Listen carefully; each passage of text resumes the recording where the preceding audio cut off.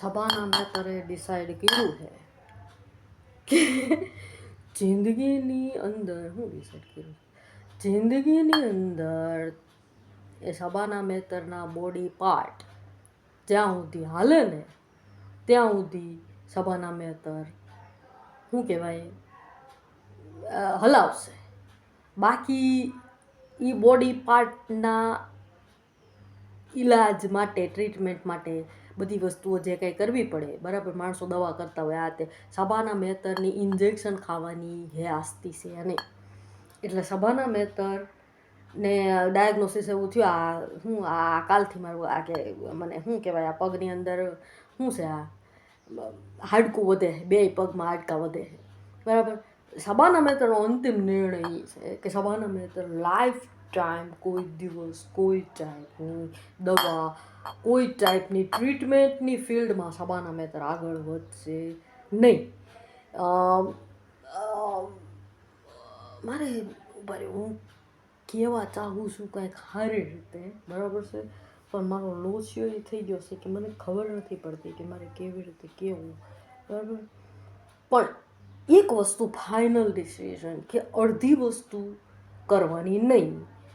સબાના મેતરે અડધી વસ્તુ એટલે કે મેરેજ જેમાં sex child birth delivery pregnancy એ વસ્તુ નથી જોતી તો સબાના મેતરે એ ફિલ્ડ જ નથી સ્વીકારી.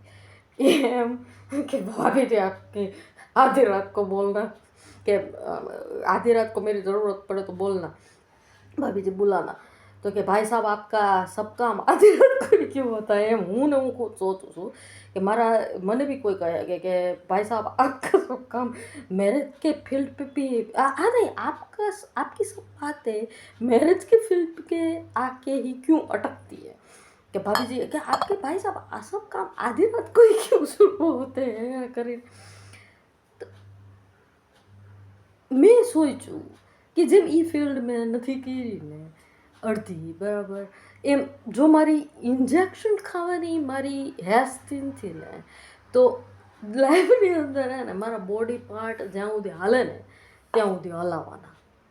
બાકી ગમે એવી ગંભીર બીમારી કેમ નથી હોતી heart blockage cancer brain stroke gangrene malignancy પગ કપાવવા પડે એવી સ્થિતિ કે હાર્ટની અંદર કાંઈ લોચો બીપી ડાયાબિટીસ કોલેસ્ટ્રોલ સર્જરીની ગમે એ ટાઈપની કોઈ બી બોડી પાર્ટની અંદર ભવિષ્યમાં બી ક્યારેય જરૂર પડે.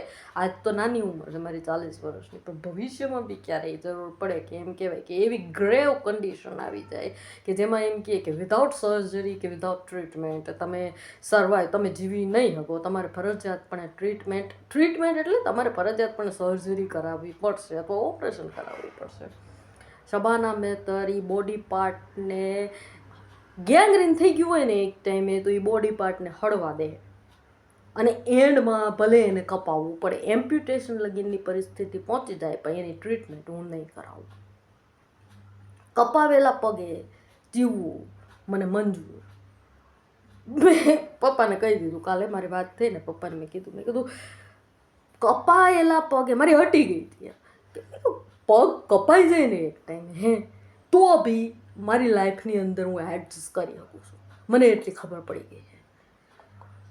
એ મારો કોન્ફિડન્સ આવ્યો ને એ કારણે કે પપ્પાનું દાંતનું ઇમ્પ્લાન્ટ થયું ને મેં પપ્પાને કીધું કે પપ્પા તમારા દાંતનું ઇમ્પ્લાન્ટનું થયું ને ત્યારે મને કાંઈ આવડતું નહોતું બરાબર છે. કોઈ વસ્તુ નહીં જમવાનું બનાવવાનું કઈ રીતે મેનેજ હું કાંઈ આવડતું નહોતું છતાં બી ધીમે ધીમે કરીને મેં મેનેજ કર્યું બરાબર. બસ એક બનાવની મારા ઉપર એટલી ગંભીર અસર છે ને કે મને એટલો કોન્ફિડન્સ આવી ગયો છે કે જો એ પરિસ્થિતિમાં બી હું ટકી શકી ને એકલી હતી ત્યારે બરાબર છે તો લાઈફની ગમે એ સિચ્યુએશન થાય ને ઇવન મારા પગ કપાઈ જાય ને તો કપાયેલા પગે હું જીવી લઈશ. પણ ટ્રીટમેન્ટ માટે અને વસ્તુઓ માટે આગળ વધવું ને એ નકામું છે. હું ઇન્જેક્શન ખાઈ શકું એમ નથી. ડૉક્ટર મને અડે કે ચેક કરવાની કોશિશ કરે કે આમ કે બેન શું થયું છે પગમાં કે આમ તેમ, તો હું તરત આમ મને એટલી હદે જે ઇન્સાન બીતું હોય બરાબર, એ એની બીક હારે પોતે એ ફિલ્ડમાં એન્ટર થઈ અને પછી એમ કે એને ફિઝિયોથેરાપીને એને વેક્સનું ને એને ગરમાવો આપવામાં આવે ને એને ઓલું કરાવો ને એને પછી કે એના કોર્ટના ઇન્જેક્શન મરાવો ને એનાથી વધારે આગળ જાય તો કે બીજું. આ તો એક નાનું વસ્તુ છે કે કેલ્કિનેસ પ્રૂફ બરાબર, પગની વસ્તુ આ એક નાની વસ્તુ છે, એ કોઈ મેજર વસ્તુ નથી બરાબર. પણ માની લ્યો કાલ સવારે મેં કીધું પપ્પાને, મેં કીધું કાલ સવારે 40 વર્ષની મારી ઉંમર, કાલ સવારે મેં કીધું મારી મોટી ઉંમર થાય અને ગંભીર બીમારીઓ બી આવી શકે બરાબર, કોઈ બી ટાઈપની ગંભીર બીમારી આવે, માની લ્યો ઉંમરના હિસાબે કોઈ બી હારે કાંઈ બી થઈ શકે છે બરાબર, તો બી મારી લાઈફનું એક ડિસિઝન કન્ફર્મ કે જેમ મેં મેરેજ નથી કર્યા ને બરાબર, એ જેમ મારું કન્ફર્મ ને બરાબર, બસ એવી જ રીતે આ વસ્તુ મારી કન્ફર્મ કે લાઈફની અંદર બી હું આપણી એક જ વસ્તુ કે હું એકલી છું મારી જિંદગીમાં બરાબર, અને મારી લાઈફનું કરવાનું છે.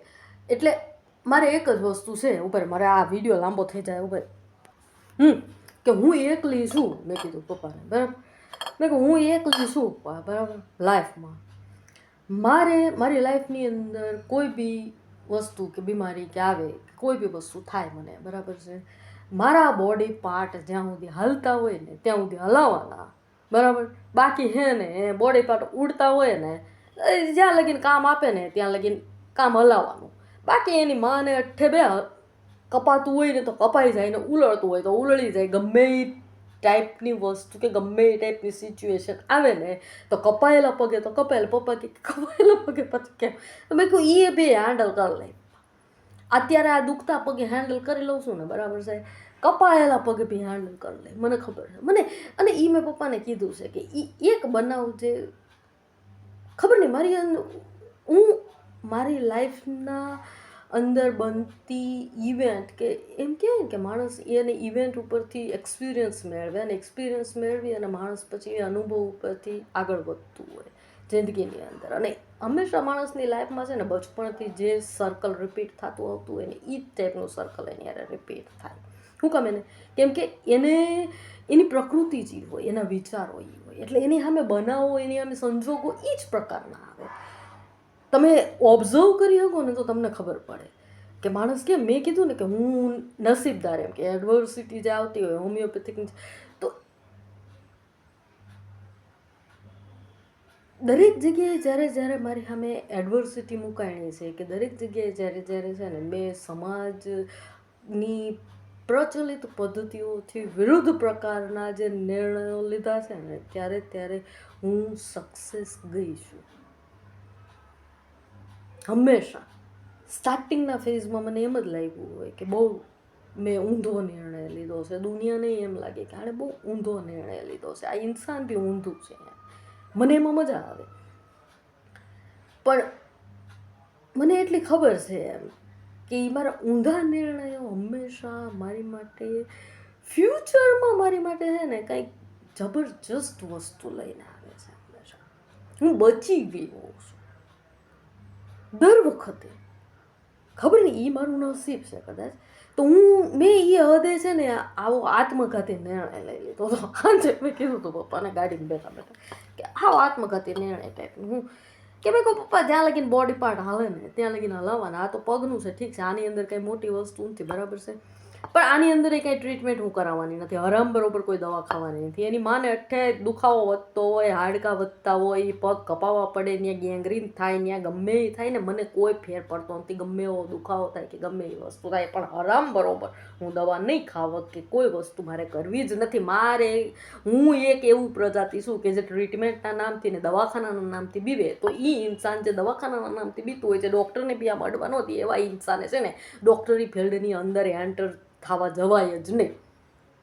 એટલે એણે એક જ વસ્તુ, અંતિમ વસ્તુ કરવી પડે, હું કે એણે જે વસ્તુ છે એ સિચ્યુએશન હારે એણે હલાવવું પડે. અને એનો ડર જે હોય ને એને ડરને દૂર કરવા માટે એણે એટલો અંતિમ નિર્ણય એનો ડર જ ત્યાં નાબૂદ થઈ જાય કે એનો અંતિમ નિર્ણય એ હોય કે ભાઈ જે કાંઈ પરિસ્થિતિ આવશે ને એ કપાયેલા પગ એક ટાઈમે કપાવવા પડે ને. આ પગ છે માની લો હાર્ટ બ્લોકેજ થયું હોય ને તો હાર્ટની અંદર છે ને નળીઓ બ્લોક થઈ જતી હોય, બ્રેન સ્ટ્રોમ કોમામાં કરી જઈએ કે પેરાલિસિસ એક ટાઈમે થઈ જાય તમને, બરાબર છે. તમે હાવ ગયેલ હતી એવી પરિસ્થિતિમાં બી તમે હલાઈ શકો છો.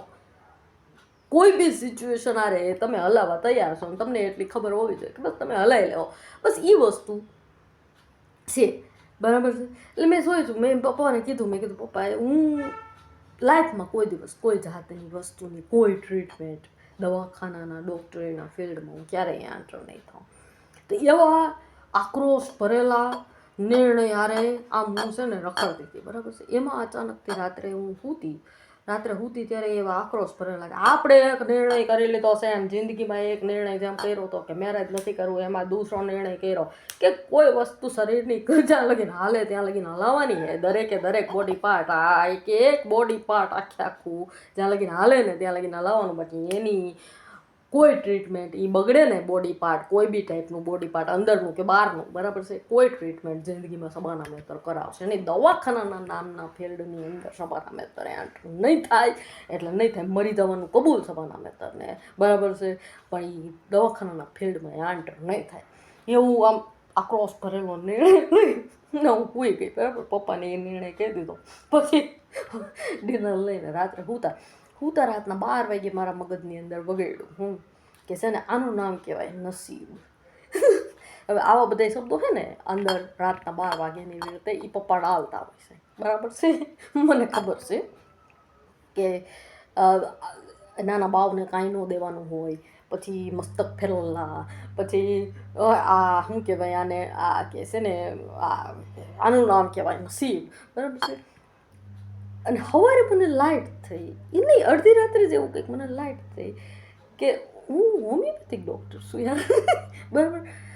મને મારી દવા કરવાની એટલી બધી આળસ, મને છે ને મારી આ દુઃખ, મારી દવા સોચવાનો બી કંટાળો છે મને એક ટાઈમ કંટાળો છે મારી ખુદની દવા સોચવાનો બી મને કંટાળો એટલી હદે ને કે હું ખુદ ભૂલી ગઈ કે હું ખુદ ડૉક્ટર છું. કેમ મને સોચવાનું શું પહેલાંથી મારી પ્રકૃતિમાં, ઘરમાં, ફેમિલીમાં બધાને ખબર છે હું કે આ ઇન્સાનની મેઇન વસ્તુ શું છે કે આને સોચવાનો બી કંટાળો હોય. તો કંટાળો ને આળસ જ છે ના કરી તો એટલી હદનો કંટાળો ને તો બી મેં અત્યારે સવારે મેં સોઈ છીએ, દવા સોઈ હતી, બરાબર. તો મને લાઈટથી મેં કીધું ઠીક, પપ્પાએ રાત્રે મને કીધું કે આનું નામ કહેવાય નસીબ. તો કે તે જો ડિસાઈડ કર્યું કે તારે દવાઓના, ડૉક્ટરીના, સર્જરીના એવા ફિલ્ડમાં નથી પડવું, કોઈ દિવસ તું લાઈફ ટાઈમ એવી ફિલ્ડનો સહારો નહીં લે, અને ઇવન શરીરનું કોઈ અંગ કપાવવું પડે તો બી તને કોઈ પરવાની એ હદનું તું આત્મઘાતી નિર્ણય, તો તું સોચ કે તારી ખુદની પાસે વસ્તુ છે હાથમાં કે તું હોમિયોપેથિક ડૉક્ટર છે, બોલ તું ચાહ તો તારી રીતે કરી શકે એમ, તારી રીતે તારી ખુદની ટ્રીટમેન્ટ કરી શકે એમ. એનું નામ કહેવાય નસીબ એમ. એટલે પપ્પાએ કે તો મને ખબર પડી હું કે મેં કીધું કે હા પણ મને કંટાળો હે મારી ખુદની દવા શોધવાનો, બી મને કંટાળો છે જિંદગીની અંદર છે ને. હું એક એ ટાઈપનું પ્રજાતિ છું, એવું આળસુ પ્રજાતિ, મારી ખુદની જાતનું મને દવા કરવાનો મને કંટાળો ચડે છે, બોલો સોચો. પણ મારો નિર્ણય મને ખબર પડી ગઈ, મેં મહાન નિર્ણય કર્યો. અને એટલે મને એમ થયું કે આજે હું છે ને કાલનું જે મારું સોચ્યું હતું ને મેં કે દુનિયામાં મેં મારું ફ્યુચર દેખ્યું ને કે પપ્પાએ એમ કે એક ટાઈમ એવો કે જે વસ્તુ તને નથી, તારી જરૂરિયાત તને નથી લાગતી ને એ વસ્તુ તું તારી જરૂરિયાત માટે કરીશ. તો મેં કહું યુટ્યુબ બી મને મારી જરૂરિયાત નથી લાગતી ને યાર, તો આ ભવિષ્યમાં બી મારી જરૂરિયાત માટે કરવાનું થાય ને યાર, તો એ ત્યારે મજબૂરીમાં કરું ને યાર જરૂરિયાતમાં, એની કરતાં યાર હાલ ને આજે અત્યારે બેઠા છીએ તો મૂકીએ મૂકું છું. બાકી મને ખબર છે કે હું એક ટાઈપનું રઘુ છું. રઘુને કોઈ જવાબ ન દે, બિચારો લોકઅપમાં હતો, ઓલાને કહે છે કોન્સ્ટેબલને કે ભાઈ તે 500 રૂપિયા લીધા ને તે તો સાહેબ આ 500 રૂપિયા ક્યાં લીધા હે, બરાબર છે. તો બી ઓલા એમ કહે કે તું મેરે બાપ તું ચૂપ કર. એને રઘુને કોઈ સાંભળે નહીં, ટેક્સી નંબર ન દો ક્યારે, રઘુને કોઈ સાંભળે નહીં. તમારી વાત તમારી પહોંચાડવી હોય ને તો તમારે જય મિત્તલ બનવું પડે, જઈને તો મને એ પપ્પાને મેં કાલે કીધું હતું પપ્પા તમારી વાત બધા એટલે સાંભળે હું કેમ કે તમારી પાસે પાવર છે બરાબર છે મારા જવાની વાત કોઈ ન સાંભળે કેમ કે મારી પાસે કાંઈ પાવર છે નહીં બરાબર છે તો પપ્પાએ મને ટેક્સી નંબર નહોતો ગયા હું એક ટાઈપનો રઘુ છું રઘુ નાના પાટેકરનું કેરેક્ટર છે ને હું એક ટાઈપનો રઘુ છું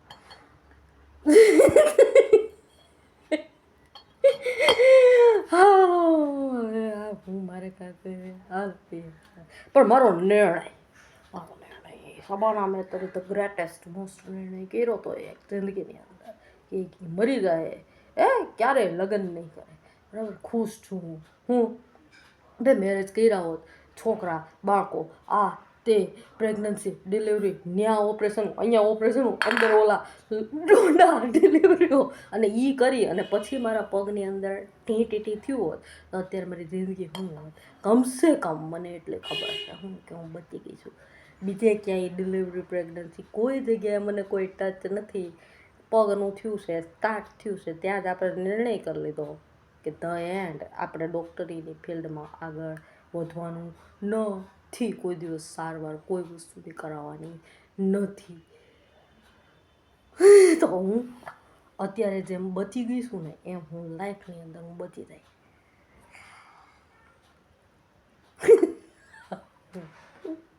હું બોલું મને ખબર નથી હાલ